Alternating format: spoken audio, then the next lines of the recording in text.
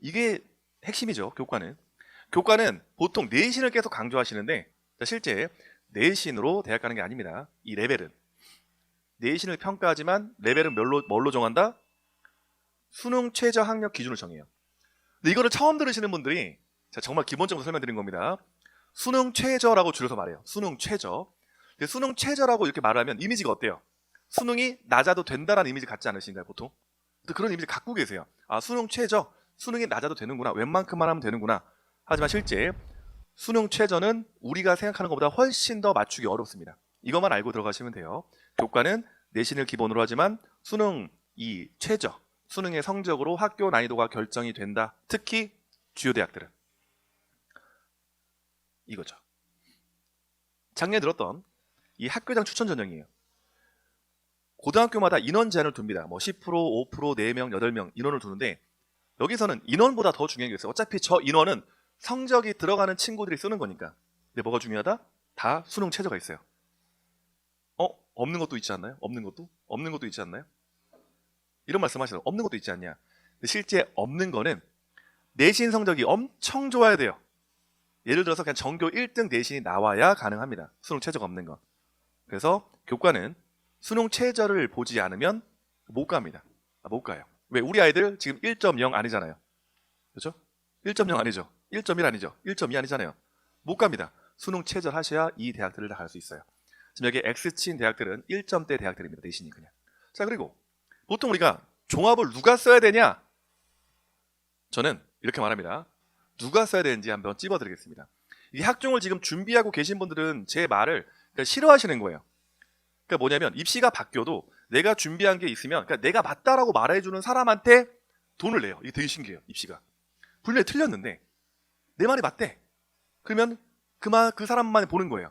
실제 그렇지 않습니다. 누가 준비하냐? 첫 번째, 학생부를 탄탄히 준비해야 되는데 탄탄히 준비 기준이 달라요. 중2 때부터 계열 설정이 끝나고 계열에 따른 고민들, 진로 고민들, 꿈에 대한 고민들, 계열에 대한 고민들, 자세 단금 충분히 하고 고등학교 들어갈 때부터 학생부가 세팅이 다 돼서 들어가는 거예요. 학생부를 들어가서 세팅하는 게 아니라 벌써 나는 들어가서 준비를 한다라고 하면 학종을 쓰지 마세요. 어차피 못 이기세요. 고등학교 들어가기 전부터 세팅하는 거예요. 두 번째는 뭐예요? 적극적으로 학교 생활에 임한 학생. 많지 않으시죠? 네, 많지 않죠. 그러니까 이런 학생입니다. 누가 봐도 아무것도 시키지 않아도 열정적으로 자기 할 일을 해요. 근데 우리 아이들은 보통 집에서 어때요? 시키는 것도 안 하잖아요.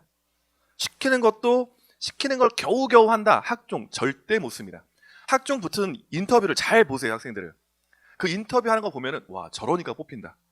그게 느낄 정도로 달라요. 실제 학종은 이 두 가지가 정말 돼야 뽑힙니다. 그리고 학종은 실제 이게 핵심이에요. 보통 서류를 중요하게 이 부분을 굉장히 중요하다고 말씀을 많이 하세요. 이 활동들 종합은 뭐가 제일 중요하다?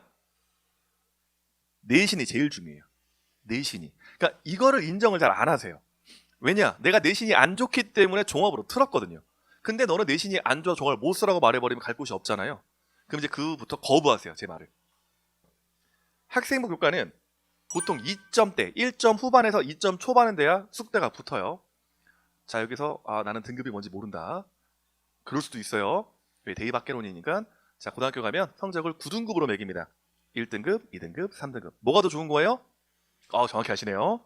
충분합니다. 자, 1등급이 제일 좋은 거예요. 그래서 2등급 초반은 돼야. 그럼 저게 몇 등 정도 하는 거냐면 전교 한 10등 정도 하는 아이들이에요. 전교 10등 정도. 그러니까 10% 안에 들어야 돼요. 100명 기준 했을 때. 그런 아이들이 보통 교과로 씁니다.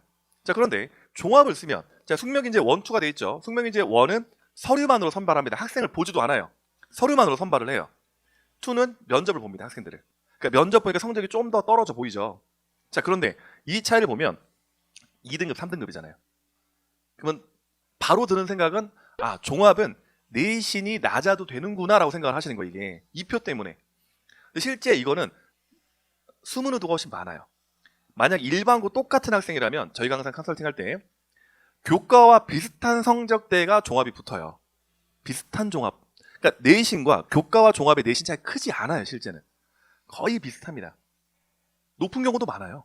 높은 경우도.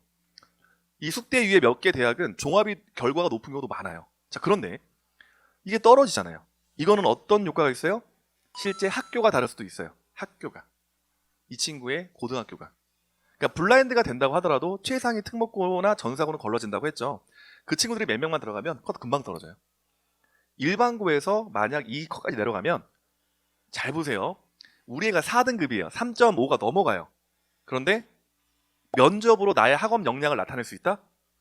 쉽지 않아요. 면접에서 자신의 학업 역량을 나타내야 돼요. 안 나타납니다. 절대. 3.5애들 만나보면.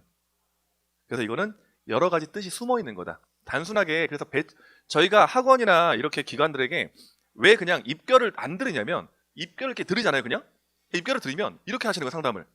너 3.5야? 야, 너 숙대 종합 쓸래?